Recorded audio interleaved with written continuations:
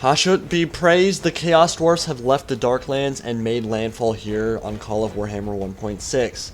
Pushing up to the front, Chaos Ogres, touched directly by the Chaos Gods, and given mutations and an insatiable bloodlust for battle. The Chaos Dwarf Blunderbuss is one of the most devastating close-range weapons in Call of Warhammer, capable of stopping charging knights in their tracks and ripping through infantry formations. Very powerful unit. Behind them, the Infernal Guard, equipped with fire glaives, a compact, heavily constructed, repeating handgun far beyond the inferior technology of mankind. This weapon also has a halberd point on the end, making them very useful in melee combat.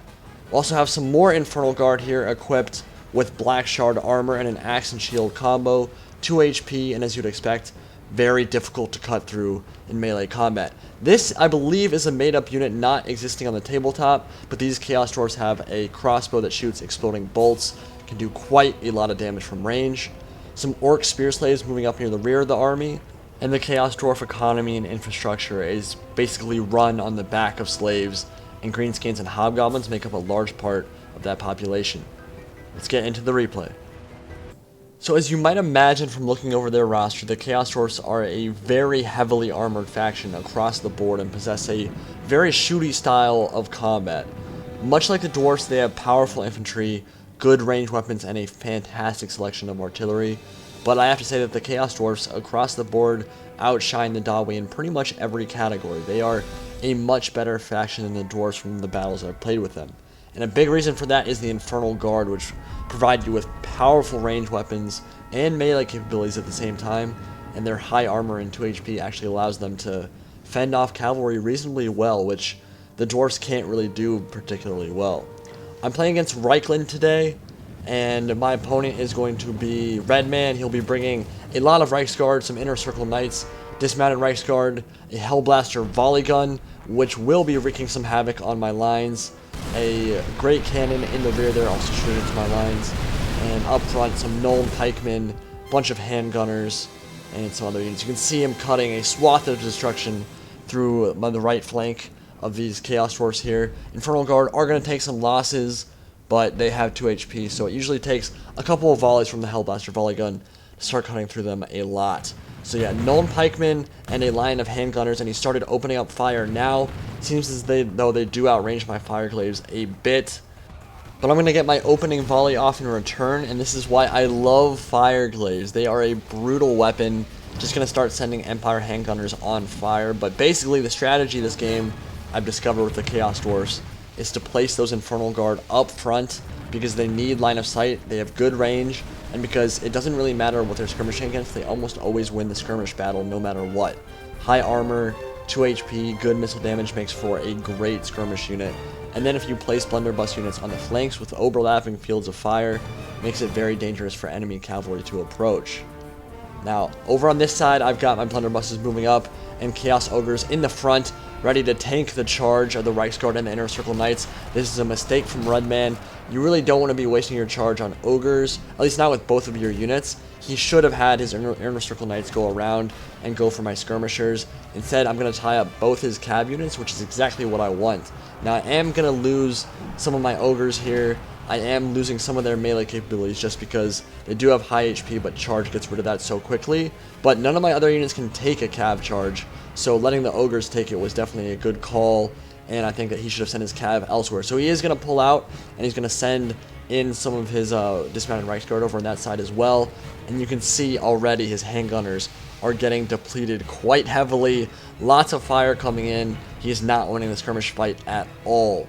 Now, I am moving up some more blunderbusses, and he's going to charge directly into one of my Chaos Dwarf units.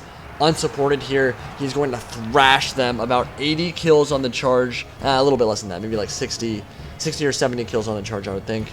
And yeah, that Chaos Dwarf unit is out of the fight completely. Enemy cavalry is a scary proposition to deal with, even for Chaos Dwarfs. Another charge from the Inner Circle Knights, going to get into some of my Infernal Guard there. And I am now going to focus fire on his cav. I need to get them off the field. Like I said, cavalry is still a big threat to a Chaos Dwarf army. If they're used appropriately, they can melt your melee units if they get flanking or rear charges off. Over on this side, Inner Circle Knights coming up the center. Gonna try to charge in. Blunderbusses are gonna say hell no, goodbye, Empire Knights. They're gonna get shut down completely and rout from the field. That is the power of the Blunderbusses. You do not want to charge them from the front. You will get punished if you only have 1 HP cav. So over on this side, I've committed against his dismounted Reiksguard. Pulled out my Chaos Ogres. Going to try to go for a flanking charge relatively soon. But more importantly, I have my Blunderbusses in a flanking opportunity right here. They're shooting in and shredding those heavily armored units. A lot of my Chaos Dwarf units would have problems with the dismounted Reiksguard, but shooting in with the Blunderbusses is really going to make things a lot easier for me. So his front line is devastated by my Fireglaves at this point. Do have my Chaos Ogres still moving into that flanking position, and my crossbows are still shooting in. But I want to win this flank first. I'm not going to move up into the center yet, because I want to take out these Reiksguard. If I can take them off the field, that's going to allow me to collapse in on his left flank, maybe roll it, and turn his entire army to face that threat, and that will be a big deal for him. So I am going to commit this 1 Infernal Guard here, but the rest of my melee units are kind of hanging back. There was no reason to engage with that 1 Infernal Guard. I should have kept them back. They're kind of unsupported at the moment, but Blunderbusses are making this engagement so easy for me. They're doing so much damage here. Fire crossbow bolts going off as well. Another volley coming in soon. And yeah, these Reiksguard are going to drop real fast. This volley is going to be devastating. Wait for it. Boom. Death and destruction. And they are going to say, we have had enough of this, and start running from the field. So yeah, I've won that flank now, and I'm going to start pushing up over on the other side of the field. Fireglaves moving up to get a better position. A lot of the Nolan Pikemen and Empire Handgunners dead already. Blunderbuss is firing in and going to commit to melee with the Infernal Guard with the Axe and Shield combo. That Dark Shard armor is going to keep them locked in melee combat for a long time. It's really hard to cut through them. You need cav to deal with them, and he's lost a lot of his cav. I think he was a little bit hasty with his cav micro in the beginning. Should have gone for softer targets and maybe not charged into the Blunderbusses from the front, because he did get punished pretty heavily for that. Now, losing their left flank so decisively is going to prove really disastrous for the Empire army. As you'd imagine, their troop composition is really not well suited for fighting on multiple fronts, which is what he has to do now. The Nolan Pikemen, even if they weren't already heavily depleted, which they are, really aren't the most mobile units and can get overwhelmed pretty easily when facing combat from multiple flanks. And that's why I'm attacking around the edges instead of going right up the center. In the center, I'm allowing my Fireglaves to keep up that suppression fire and giving them clear line of sight, not committing any melee troops in front of them, not blocking their line of sight. And that's allowing me to shoot in the center while overwhelming his right and left flank, where the Nolan Pikemen really can't defend very well against that. So I am going to just start pouring in now from his left side. Lots of ranged units, the Chaos Dwarf Blunderbusses. 2 of those crossbows going to keep up the fire over there. Going to move the Blunderbusses into a flanking position and start shooting into the backs of some of these committed greatswords. Chaos Ogres in melee as well. And I'm going to see if I can silence those guns first. But Chaos Dwarfs are moving up. The Blunderbusses right there are going to start shooting into the cav units. He should be microing them right now. I think he just got lost in the micro. And those Inner Circle Knights are going to take a devastating volley there. And only 2, actually 1 of them is going to escape. Going to run from the field. Reiksguard finally under control. He saw it now.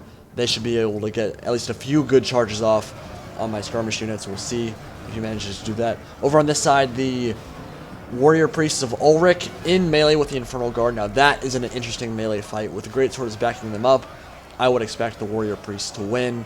But of course, I have range superiority now, and he doesn't have enough troops to reinforce them, which means I can basically just run around the back and start shooting him in the rear. And even the Warrior Priests of Ulrich and that massive armor value is not going to save them from Fireglaves shots from point-blank range. So I finally gotten into some of the Hellblaster Volley Guns. Good charge from the Reiksguard here. Only 8 or 9 or so left in that Reiksguard, but they can do quite a bit of damage. Even heavily depleted heavy cavalry in this game can destroy infantry units with rear charges. But I'm going to silence them too. Another volley from the Chaos Dwarf Blunderbusses, which are really acting extremely impressive right now over here on the flank. They don't really have much backup at all, but because there's so little cav left in the field, they're just silencing those cav, ripping them apart. But things have just gotten out of hand at this point. Combating the Chaos Dwarfs is all about bringing the right army composition. Your infantry is not going to beat them in melee unless you're maybe Chaos or some of those other rush factions. So I think Redman actually made a great call in bringing a pike and shot army.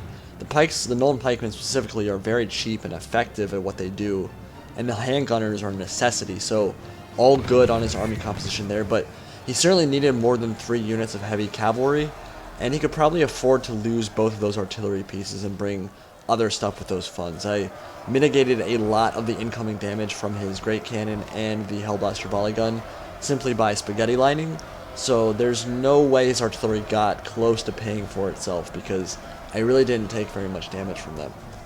Of course, seeing a Hellblaster Volley Gun in the middle of your army does add a lot of flavor, and it's intimidating as hell, makes a really awesome sound, but it's only situationally useful and frankly overpriced at 8,000 gold crowns.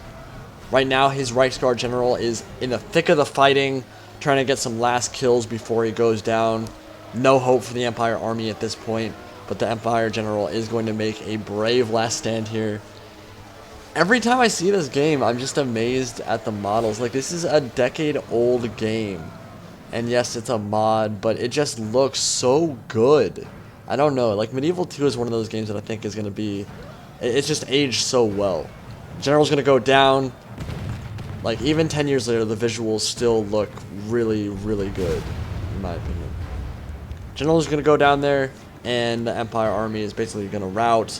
Going to close in on some of the last units here. Cause those great cannons to run from the field. Chaos Ogre going to start stabbing people. Feel bad for those guys. Light some of them on fire. Master Engineer of the Great Cannon going to get set on fire there. Brutal stuff. And that'll basically be the end of the battle. So, overall, Chaos Dwarfs are a strong faction. I do think they're a lot better than the regular Dwarfs. The biggest reason being is the Infernal Guard are just so good. They're cheap. They're only 2,500 talents, which is a lot. What a lot of other infantry in the game cost, but they're much more useful. 2 HP, crazy good stats. Probably need a little bit of nerfing, to be honest, but there's no balance changes coming to 1.6 anytime soon. Nolan pikemen gonna run from the field, get set on fire. It's a brutal replay, man. Lots of death and fire and destruction. Again, Hashu to be praised. Chaos Dwarfs take the field. So I had only like 600 losses, about 1,400 kills, and across the board, my Infernal Guard, those Russian units you can see, did quite a bit of damage. Some of them reaching over 200 kills. Good stuff. A lot of fun. Hope you guys enjoyed the Chaos Dwarf replay, and let me know what you guys want to see from Beginning of the End Times or Chaos Dwarfs, or not Chaos Dwarfs, from Call of Warhammer 1.6. I do have some more replays in the bank. See you next time.